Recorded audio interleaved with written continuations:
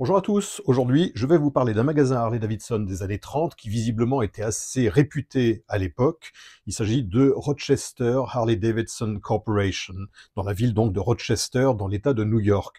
C'est une ville qui actuellement compte un peu plus de 200 000 habitants, elle est sur les rives du lac Ontario, donc au nord-ouest de l'état de New York, et tout près de la frontière canadienne.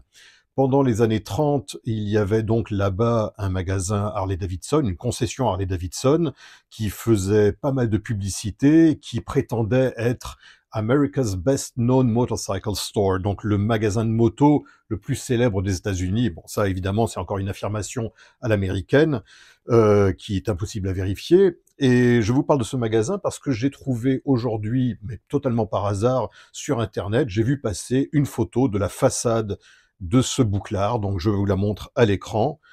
Donc je ne sais pas exactement de quand date cette photo, en tout cas sur l'enseigne, on voit une Harley de 1935, on voit vraiment la peinture spécifique de la déco de réservoir de 1935. Et en voyant donc cette photo, ça m'a rappelé une lettre que j'avais dans ma collection de vieilles lettres relatives à la moto américaine. Donc je vous la montre ici à l'écran. Donc, c'est une lettre effectivement de ce Rochester Harley-Davidson Corporation qui date de 1938.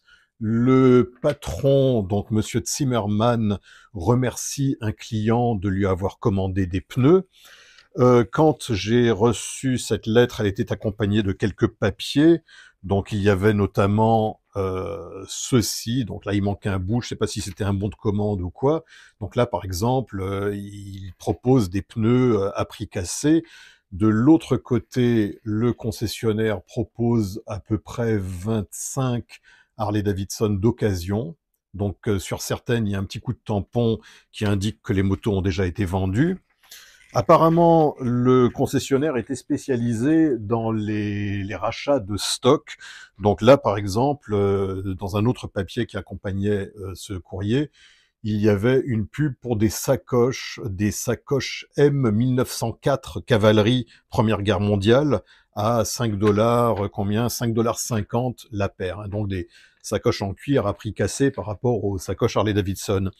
Mais la raison pour laquelle je vous parle de ce concessionnaire, c'est que il devait être assez amusant. Donc, Monsieur Zimmerman, le patron, se fait surnommer Zimmy. Donc ici, on le voit, Zimmy 16, voilà.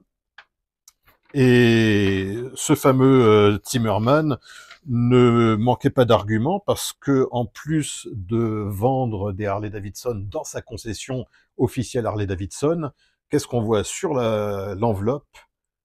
Et ben voilà, c'est quand même le seul cas que je connaisse d'un concessionnaire Harley qui, sur son enveloppe, propose des Indian Junior Scout et des Indian 4 cylindres.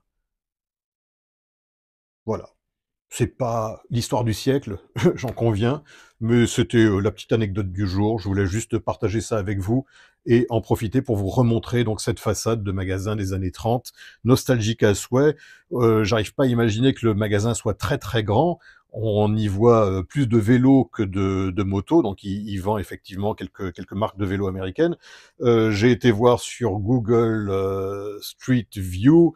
Aujourd'hui, il ne reste absolument rien à cette adresse, là au 129 et 131 West Main Street à Rochester. Il y a un énorme parking, tout a été rasé, malheureusement. Voilà, c'était l'histoire du jour. Je vous dis à très bientôt pour d'autres histoires.